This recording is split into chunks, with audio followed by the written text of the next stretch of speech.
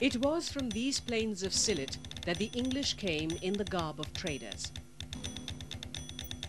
It was through this route that the East India Company's armies marched. And even before the European merchants discarded their traders' robes, the hill tracts of the northeast bowed to the political will of the foreigner.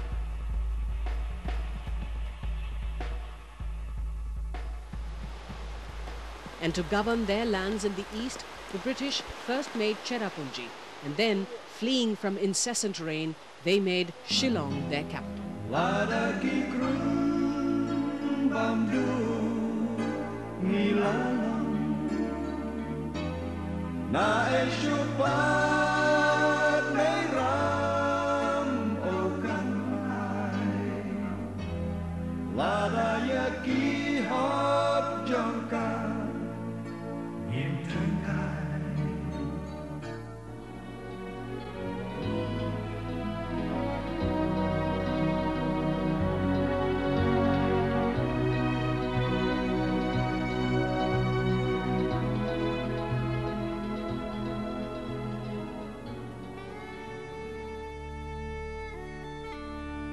These hills to the north of the deltaic plains of Bengal form a formidable barrier that the rain-bearing clouds emanating out of the Bay of Bengal find difficult to cross.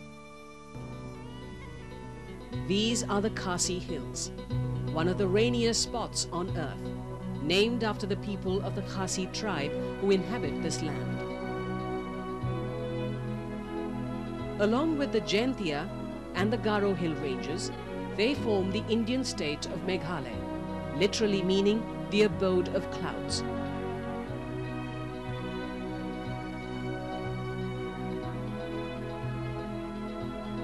And situated at a height of 1,500 meters, the hill station of Shillong is the capital of Meghalaya.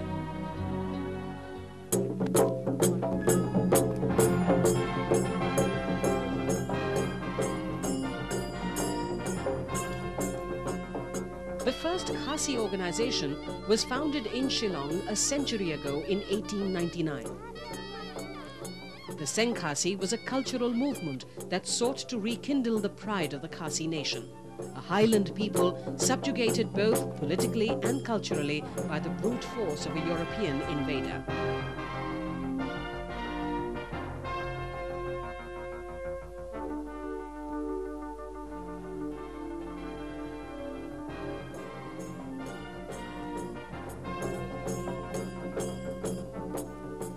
My grandfather also was very much involved in Khasi because he was the spirit behind it. Because he always wanted the culture also to remain. Because he doesn't want, because he had seen that it's eroding like that. And so when they started, Khasi was very much behind. And because of Khasi, our culture, our dances, our this Khasi music and all, were able to survive up till now. You see, otherwise they would have all vanished long time ago. Though Sweetie Mon Savian leads a semi-retired life, this granddaughter of Khasi pioneer Babu Jibon Roy is still an active participant in various social and intellectual efforts aimed at benefiting Shillong society. I'm still a member of so many things. And now I am a member of this, they make me member of the Mary Rice Center for the Disabled also. And then advisor of this locality, all these women's organizations. And then I'm running a school here. And then involved with Khasi. Sweetie Mon Savian still lives in the house that her grandfather built, a house that has been witness to many a discussion on the subject of the true Khasi identity.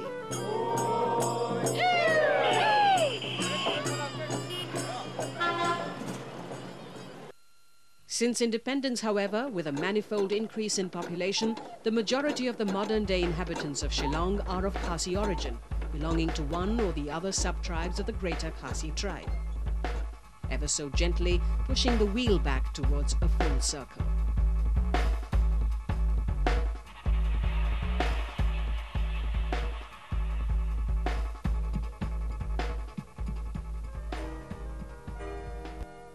It was in the days of the Raj, and in particular during the early years of the 20th century, that the city of Shillong experienced its golden era.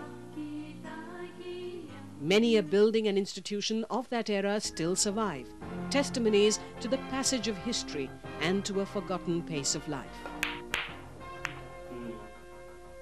The weather suited the rulers of the land, and Shillong, nicknamed Scotland of the East, became the favorite of the expatriate Europeans living and working to the east of Calcutta. Shillong was the last bastion of European civilization in this part of the world, and beyond lay the great wilderness. For hundreds of miles all around, Shillong stood as the symbol of British might. Shillong also enjoyed immense political importance as the centre of power that controlled the Far Eastern interests of British India.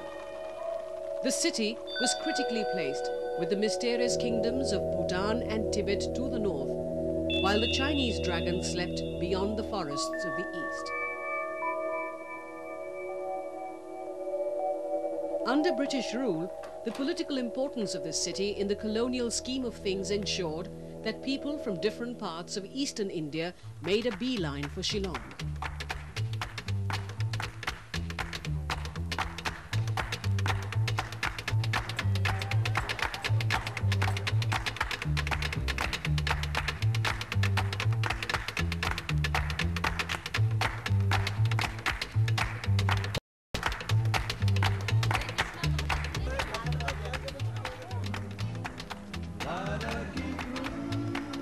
Though Shillong was to later become a cosmopolitan city, the original Shillong before the arrival of the English had been the capital of Shillong. There is a legend among the people of the Khasi Hills that recounts the story of how the kingdom was formed. According to the legend, a lady of divine beauty lived in a cave below what is today known as the Shillong Peak. And any time a human approached, she would dart into her cave. Then one day, a nobleman of the Myliam Angap clan decided to lure her out of the cave. And as she came out, Myliam Angap caught her hand and refused to let her go. And this beautiful woman was to become the ancestress queen mother of the Shillong kingdom, and her children its first rulers. Kings still exist in the Khasi Hills of Meghalaya, albeit within the democratic framework of the country. And Armstrong is the current Siam or king of Myliam, and Shillong remains his capital. It is a tradition, it is a custom from olden days that this kind of a kingship was formed. This chief has ministers and he rules. Then he rules upon his subjects and not over the land. He has no right over the land. To run the administration, he needs the finance. So finance is derived from the bazaar. So we derive the income to run the administration from those bazaars or tolls. You can say tolls. Not taxes, but tolls.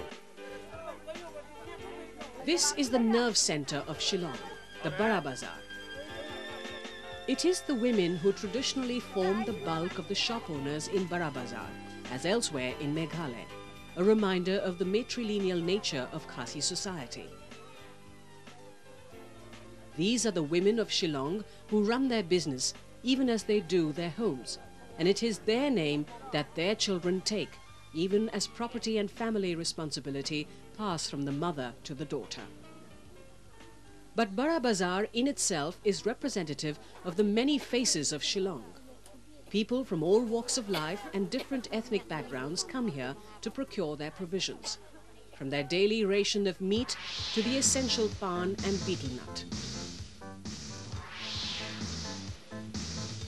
The Khasi people have traditionally welcomed a visitor to their homes with an offering of the pan leaf, smeared with lime and betel nut inside. The pan holds a special significance in all the different cultures prevalent in this region. Cutting across ethnic lines, the chewing of pan in this northeastern city adds a further touch of the cosmopolitan air to Shillong.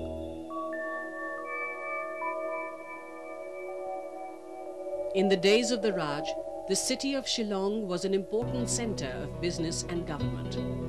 And the multi-ethnicity of Shillong stems from the fact that when the rest of what today is northeastern India were wide wilderness, Shillong was already an administrative center and the political capital of the composite state of Assam. The city became home to people from all walks of life, and even the royalty from neighboring kingdoms had set up their own palaces overlooking the Shillong of the commoners. No longer kings and princesses, some of them had stayed back even after the Union Jack had departed these shores. Though ensconced in their royal retreats, they are today very much a part of modern Shillong. We spent mostly all our lives here. Though I was born in a different place, but Shillong is like close to the heart. My family's connection with Shillong has been there for a good number of years.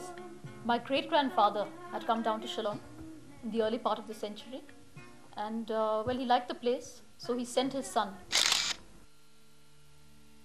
The youngest of three siblings, photography is a passion with Kriti Dev Burman. Her elder sister, Pragya, is a student of geography and is in charge of the extensively landscaped palace gardens. Busy with their work and studies elsewhere, the two sisters often retreat to their palace in Shillong to recuperate and to pause for breath before taking on the world once again. I guess if one has to, grow more, one has to venture out. And I think we've had best of the both worlds. We have seen what you require to go for a living. At the same time, you have a nice place where you can relax, meet your friends, have a nice time. And nature has really made this place beautiful. Shillong is definitely the place to come, if you want to relax. And well, I'm a nature lover, and I go out a lot, out of Shillong. And well, once you go to the countryside, it's so beautiful, it's not at all polluted.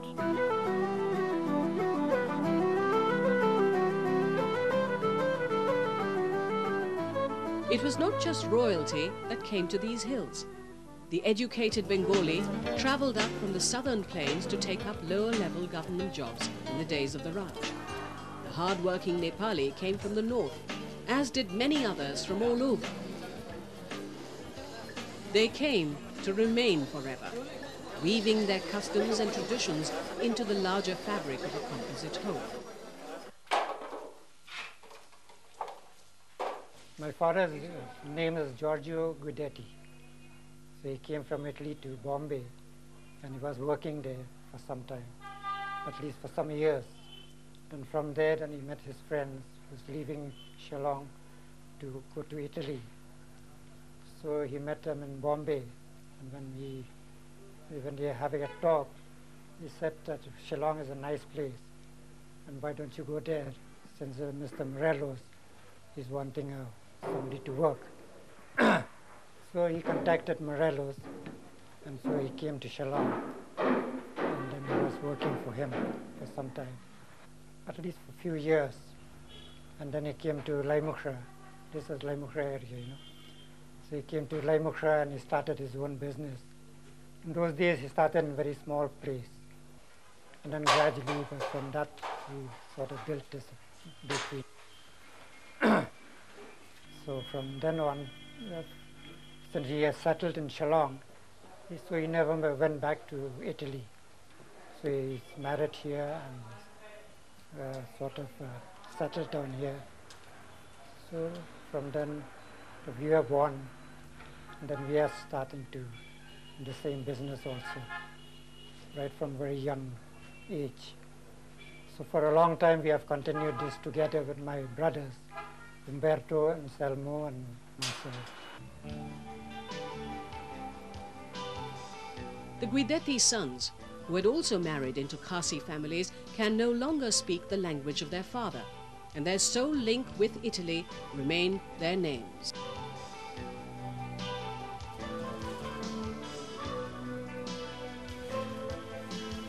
Over the years, this bakery remained a part of the quaint story of Shillong. But with competition and dwindling income over the past decade or so, coupled with the loss of interest among the younger generations, the Guidetti bakery of Lai Mukra may soon become just a footnote in the history of Shillong. We have continued for a very long time, I think for the 30 years or so. But unfortunately, my elder brother now has expired. So we have 2 brothers left now, continuing this business. Nowadays, the children are educated, so I don't know whether they will like to continue in this business. Because it's a bit hard work and all that, you know. So I'm not sure whether they'll continue this business.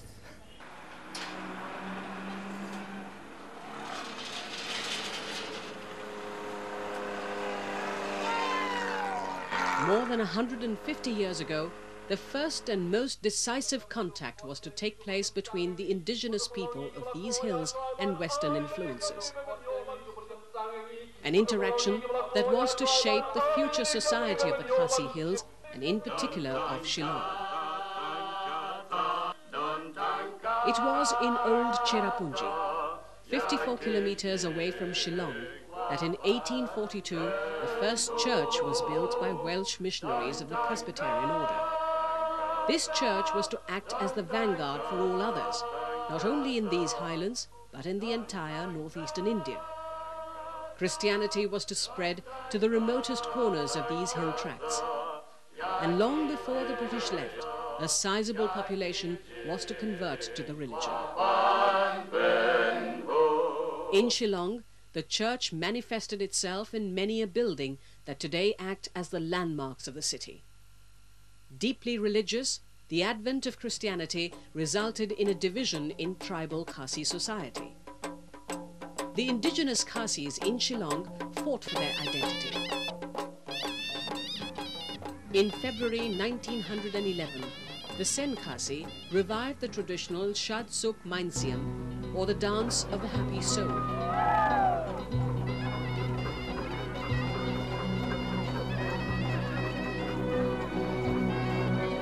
The Shad Suk Mainsiam not only became an event in the religious calendar of the Khasis, but also stood as the symbol of their culture.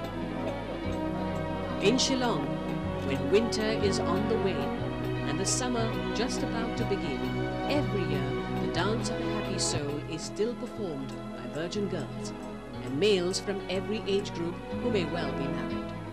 Though the Sen Khasi spearheaded the movement for the cultural cleansing of society, independence ensured that the two religious fragments learned to live together and became intertwined once again to form a Khasi whole.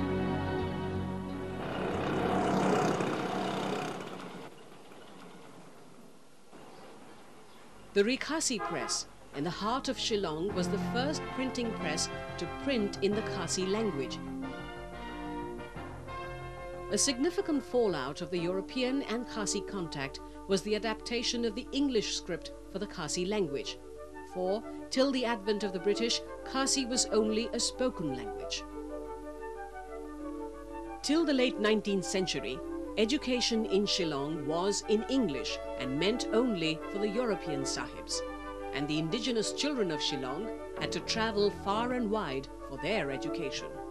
In those days, the missionaries have started some schools, but they didn't start it to really to give education to the Khasis, but just, you know, for them to know a little reading of this Bible and all these things, because it is connected with the conversion and all. And then those who could afford used to send the children to the select district for education. With the Khasi language finally getting a script of its own, and with the Renaissance in progress, schools and educational institutes were soon to come up in Shillong. And in time, Shillong became a center for education. And more than half a century after independence from colonial rule, Shillong still remains the center for education in the northeast. Education-wise, we are lucky over here. And a lot of people, not only from Shillong, elsewhere, other hill stations, as well as from the tea gardens, and they've come and done their education over here. And we were in Loreto Convent, which is an old and esteemed institution. In fact, my aunt, my father's sister, she also did her education over here. And no regrets at all. I think we can compete with the rest of the world. Confident enough.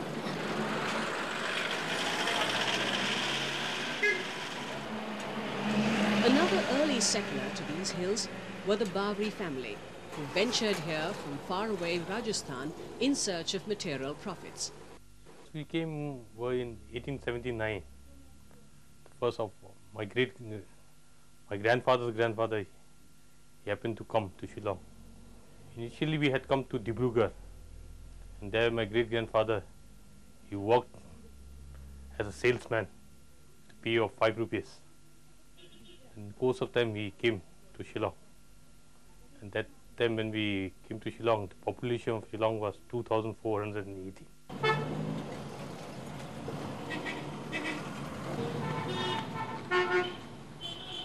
The Bawris are representative of the strong Marwari community who control most of the business in Shillong. After having been in Shillong for the past 150 years, the Bawris, who started off as small traders, have today diversified into various businesses. There are more than 250 Bawris living in Shillong. They are into different trades. Well, I am into the publishing trade. My uncles, my cousins, they are in different trades like plywoods, petrol pump, cigarette company. My own brother is in the cardigans trade. Well, a cousin is in the computer trade. Well, my eldest brother is in the motor parts trade.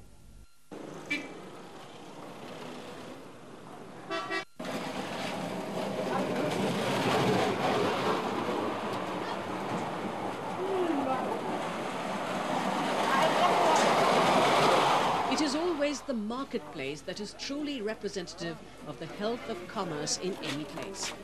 In Shillong, the resident heads for the Bada Bazaar when he needs to procure the essential provisions for life.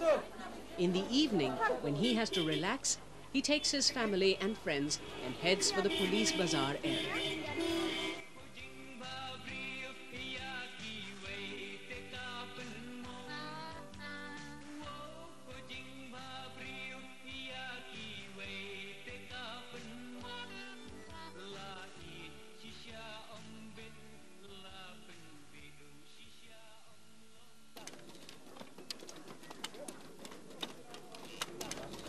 Another favourite pastime for the general populace of this hill station is archery, the sport that has its genesis in the age-old tribal traditions of the Khasis. Today the sport is conducted in an organised form and is also a legalised form of gambling. It started in late 50s or something like that, if I'm not mistaken. Previously, the government have not legalized it. So the government have legalized in October 1982. So the payment is 1 rupee, 80 rupees, and ending 1 rupee, 95. And second round, 1 rupee single, and 60 rupees, and ending 70 rupees. So focus 1 rupee, you get 4,444 if both the number come first round and second round. All over the city, there are small counters where one can book one's favourite number between 1 to 100. And every evening, except Sundays, these archers gather at the polo grounds to shoot their arrows at the target. And the passion for not only gambling, but also for the sport comes alive. At the end of the specified time, the total number of arrows that hit the target are calculated. The number over and above the hundreds figure is announced as the winner of the day.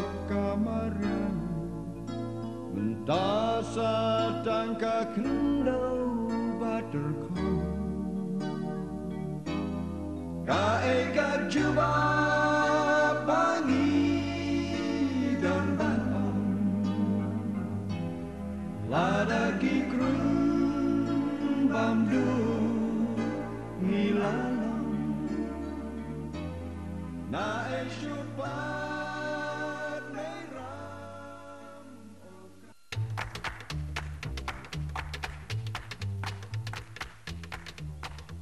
The old, yet new. This is the story of Shillong. A story of continuity. Tribal heritage coexisting with 20th century norms. Modernity running parallel to antiquity. A resurgence of tradition that is carving out an unique identity. In a constantly changing society that somehow manages to remain static.